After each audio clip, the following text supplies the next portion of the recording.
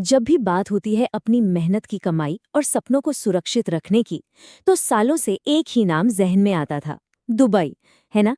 एक ऐसा शहर जिसे पूरी दुनिया एक सेफ हेवन, एक सुरक्षित जन्नत मानती थी, जहां जिंदगी बस चमकती थी। लेकिन सोचिए, जब उसी दुबई के आसमान में मिसाइलों की चमक दिखने लगे और धमाकों की गूंज सुनाई दे, तो क्या होगा? जाहिर है, वो विश्वास, वो भरोसा पूरी तरह से हिल जाएगा।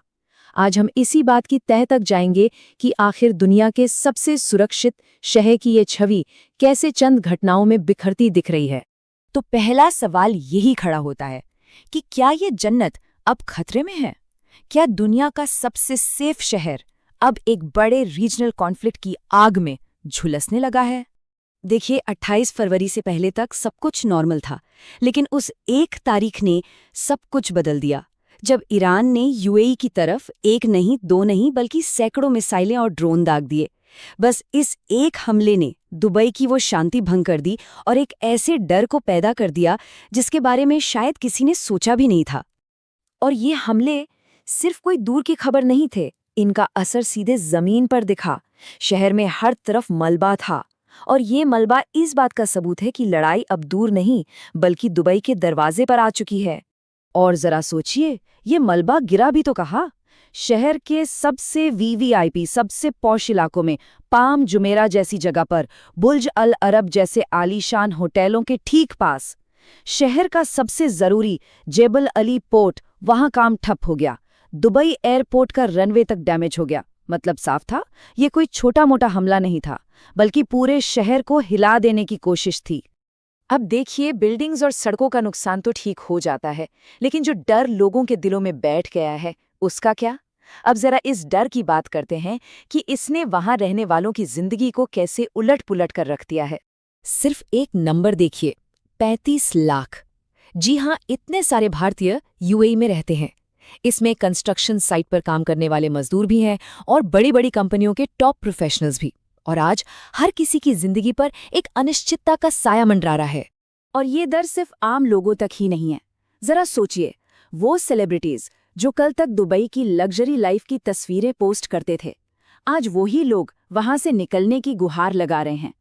जॉनी बेयरस्टो, पीवी सिंधु, इतने बड़े बड़े नाम, सब खुद को वहां फंसा हुआ महसूस कर रहे थे। हर तरफ से एक ही आवाज आ रही थी, प्लीज हमें यहां से बाहर निकालें।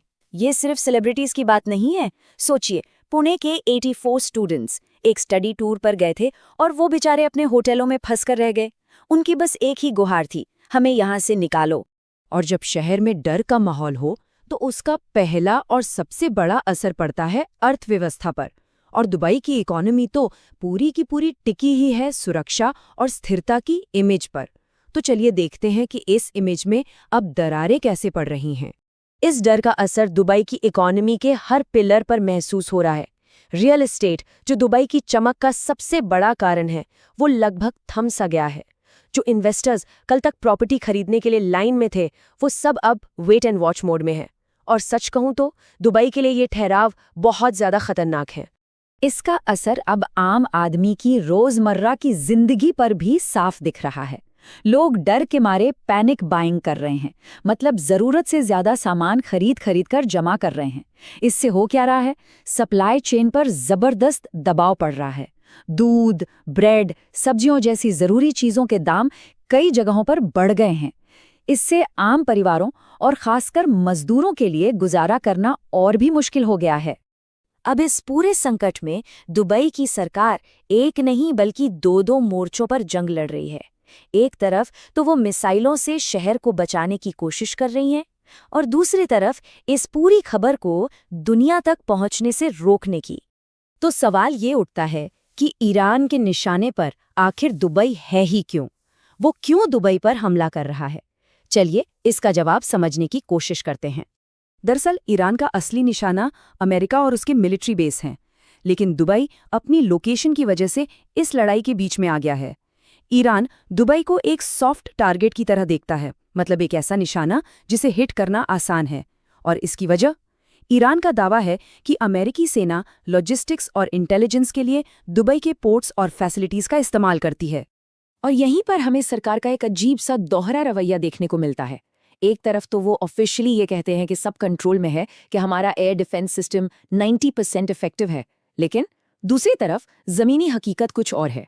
अगर किसी आम आदमी ने हमले की कोई तस्वीर या वीडियो सोशल मीडिया पर डाल दी तो उस पर भारी जुर्माना, यहाँ तक कि जेल भी हो सकती है। तो एक तरफ कंट्रोल का दावा और दूसरी तरफ खबरों पर इतनी सख्ती। तो इन सब बातों का मतलब क्या निकलता है?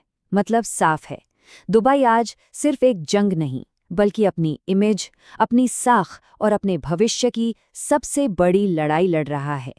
जो शहर कल तक एक सेफ हेवन, एक सुरक्षित जन्नत माना जाता था, वो आज जंग की अनिश्चितताओं के बीच अपनी पहचान बचाने के लिए जूझ रहा है। ये लड़ाई सिर्फ इमारतों या सड़कों की नहीं, ये लड़ाई है उस ग्लोबल इमेज की जिसे बनाने में सालों लगे थे। तो दुबई का भविष्य अब एक बहुत ही नाजुक मोड़ पर खड़ा है, और ये हमें एक बहुत बड़े सवाल के साथ छोड़ जाता है कि क्या सुरक्षा का प्रतीक माना जाने वाला ये शहर अपनी खोई हुई चमक वापस हासिल कर पाएगा, या फिर ये दो बड़ी ताकतों के टकराव में कहीं गुम होकर